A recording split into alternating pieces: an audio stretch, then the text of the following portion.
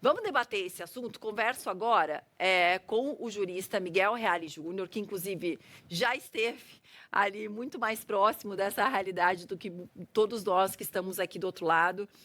Doutor Miguel, eu começo perguntando a respeito dessa situação e dessa divisão que a gente está vendo dentro dos ministros, dos próprios ministros do STF. O que isso traduz para a gente quando está aqui fora? Eles que parecem sempre tão unidos em se defender e parece que dessa vez existe realmente um racha ali dentro. O quanto isso acaba impactando negativamente para o STF, principalmente para a posição do ministro Dias Toffoli. Boa tarde, bem-vindo por aqui. Boa tarde, é uma satisfação estar na Band News novamente. A situação é absolutamente inusitada, porque não se trata apenas de uma normal arguição de suspeição ou de impedimento. É uma arguição, não bem uma arguição, mas uma apresentação de situação de suspeição levada ao presidente do tribunal pela Polícia Federal. E acaba de uma notícia que não se sabe efetivamente se verdadeira ou não, mas a revista Piauí vem de noticiar que os fatos relatados pela Polícia Federal vão além de uma mera suspeição para fatos mais graves que eventualmente pudessem estar envolvendo o ministro. É uma situação inusitada. O regimento interno do Supremo Tribunal Federal, no artigo 282, estabelece que, recebido pelo presidente esta arguição de suspeição ou esta sugestão de suspeição, deveria consultar o ministro objeto da suspeição e convocar o plenário para decidir. Há também que se pensar numa manifestação da Procuradoria-Geral da República, esta sim parte no processo, para que se manifeste acerca desses novos elementos que vieram agora levados pela Polícia Federal. É uma situação extremamente constrangedora. Eu creio que o tribunal não deve estar dividido, porque agora o que está em jogo não é a figura de A, B ou C, é a figura da própria instituição, que não pode ficar vitimada continuamente, diariamente, por notícias que desabonam a sua idoneidade. Agora, Portanto, eu creio que o ministro já convocou, o presidente já convocou uma reunião do plenário. A situação, portanto, se aparenta bastante grave, não haverá solução da questão com a simples demissão do ministro Toffoli da condição de relator, porque ele permaneceria depois julgando, mesmo que não como relator, este caso. Ou seja, é realmente bastante. Sair da relatoria não é o suficiente, é necessário que haja o reconhecimento de uma situação de suspeição para preservar o Supremo Tribunal Federal. A situação é muito delicada. Eu penso muito mais na instituição do que nas pessoas, e neste momento que o Supremo Tribunal Federal se encontra na berlinda, de certa forma, junto à opinião pública, é fundamental que ele preserve a sua idoneidade. Para o senhor, então, para preservar a idoneidade do STF, que já está em xeque há bastante tempo, mas agora mais ainda, a melhor alternativa seria a própria suspeição, porque a gente tem ou o STF tomando uma decisão a respeito da relatoria de Toffoli, a gente tem pedidos de impeachment chegando no Senado contra o ministro Dias Toffoli e também chegando na PGR o pedido de suspeição. O melhor para a imagem do STF seria acatar o pedido de suspeição, ou seja, tirar Dias Toffoli ali de dentro do STF ou só desse caso? Não, eu creio que o próprio ministro Dias Toffoli devia preservar a si mesmo e a própria instituição e declarar-se suspeito, mesmo porque eu acredito que o plenário, num caso como esse, diante das notícias que chegam pela imprensa, e agora, recentemente, essa última notícia da revista Piauí, complicam a situação do ministro diante desse caso, com essa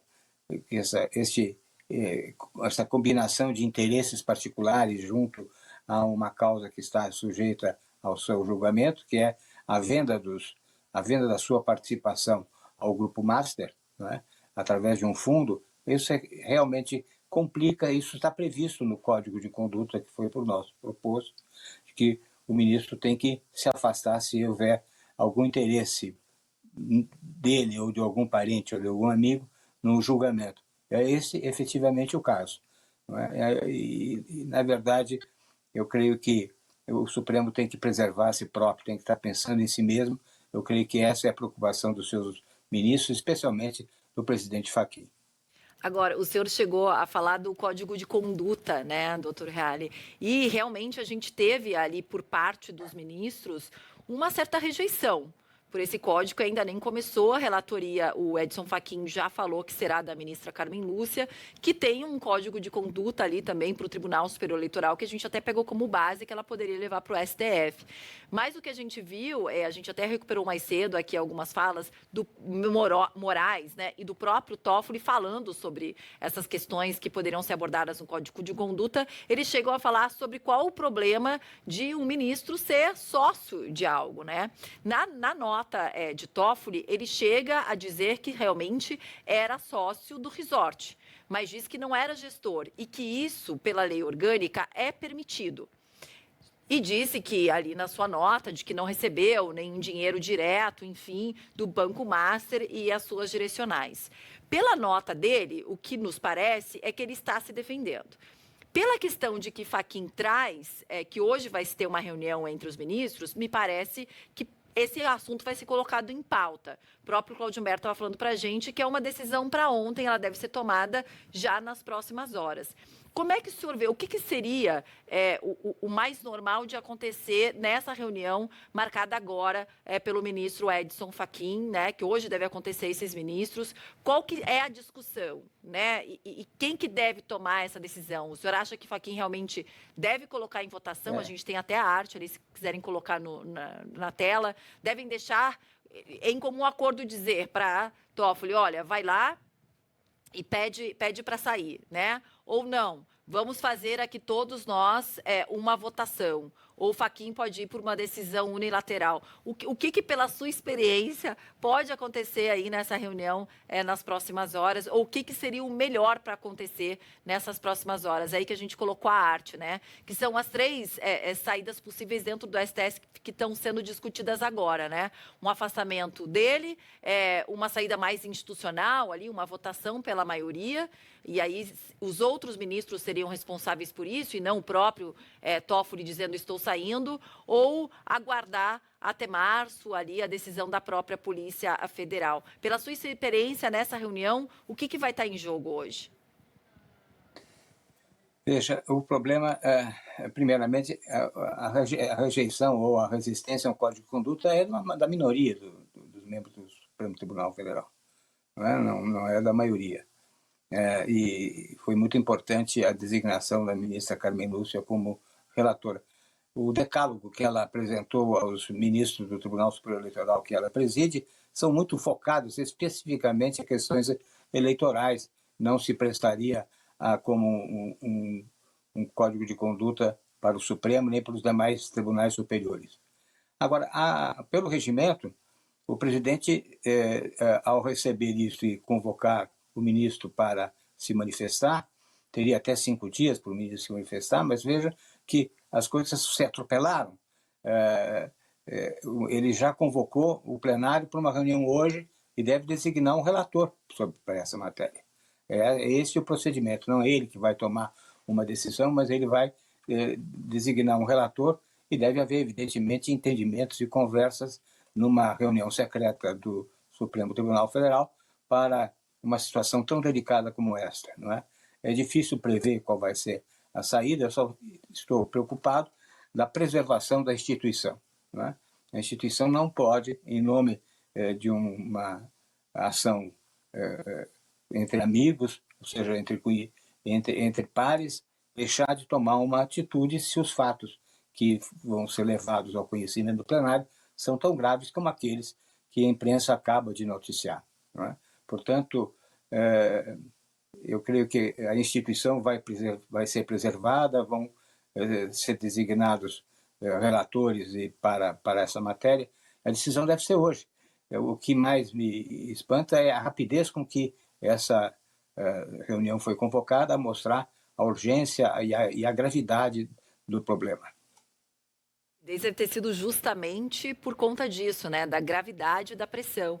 Agora, doutor Reale, muitos ex-ministros eu converso por aqui, pessoas que, como o senhor, já tiveram ali dentro, né, ali mais perto das instâncias mais altas da legislação ou da justiça brasileira, e muitos com quem eu converso, e até mesmo atuais juristas com quem eu converso, eles ficam impactados de como hoje está a imagem do STF diante da sociedade.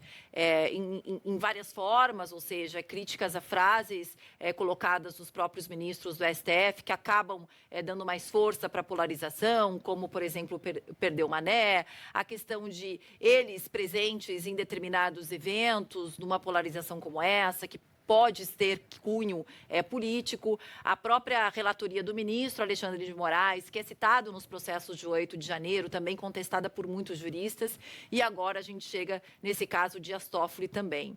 O que, na sua visão, que já esteve por lá, aconteceu nesses últimos anos que trouxe o STF até esse momento crucial de agora, de ter que decidir sobre uma suspeição ou até mesmo ter que encarar um pedido de impeachment de um ministro?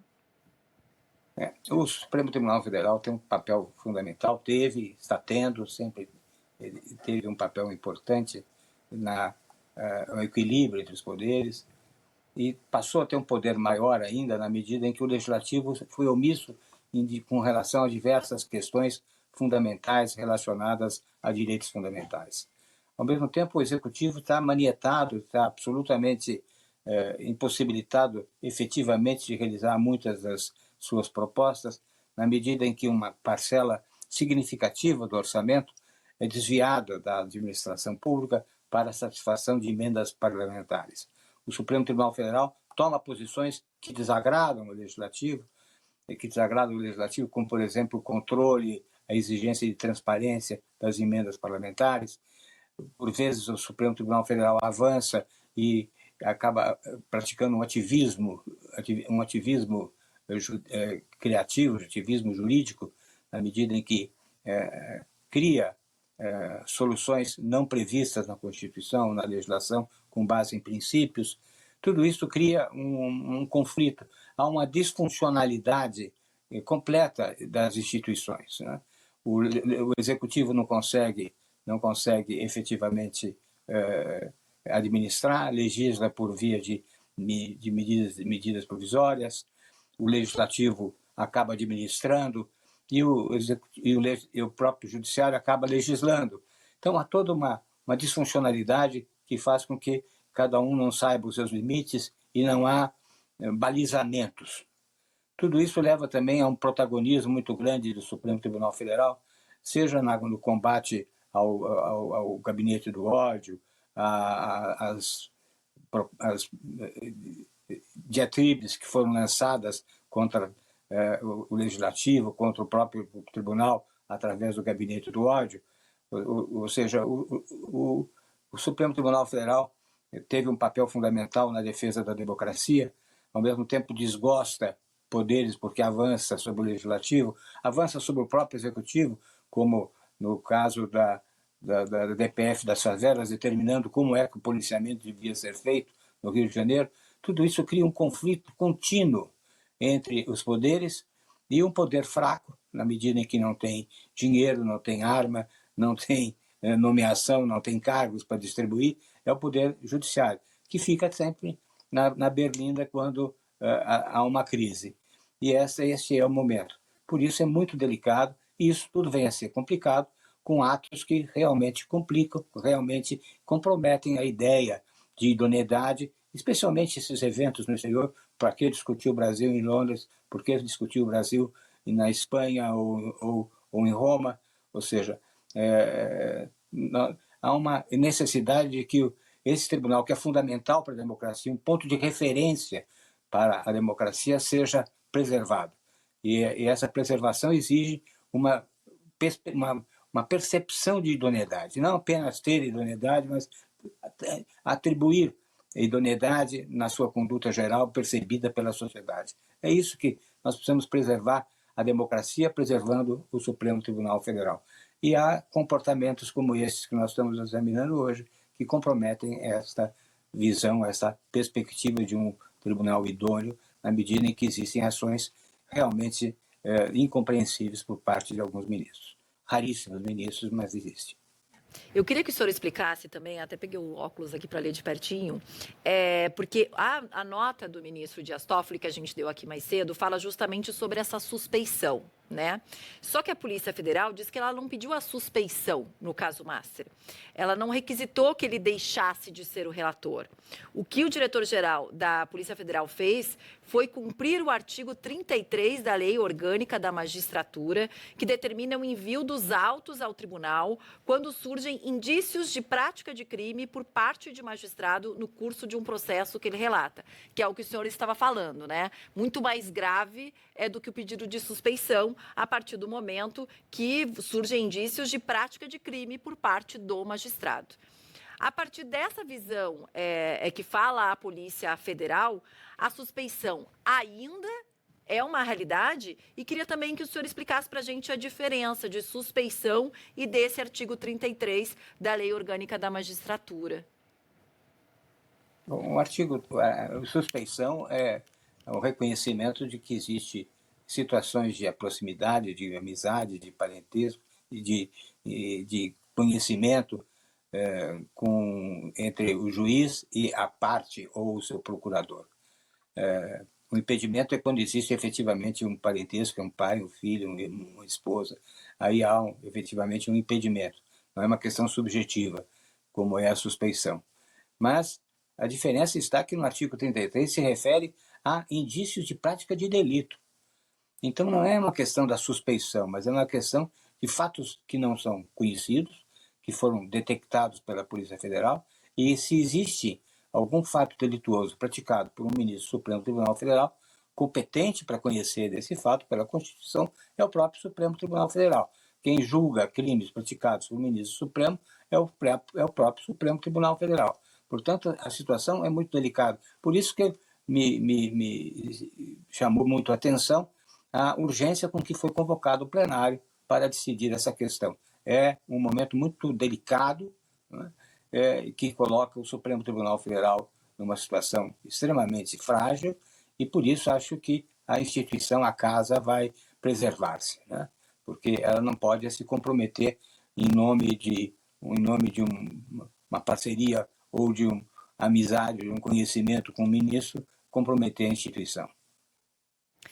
Doutor Reale, muito obrigada por ter participado aqui com a gente, trazido luz, né, conhecimento aqui para a gente. A gente vai seguir acompanhando. Eu acho que as últimas horas, como o senhor falou, essa pressa não é à toa, vão ser cruciais para esse caso, para o destino do ministro Dias Toffoli. A gente segue acompanhando e repercutindo por aqui. Conto com o senhor também para a próxima. Obrigada, viu? E até a próxima, então. Eu que agradeço a Band News.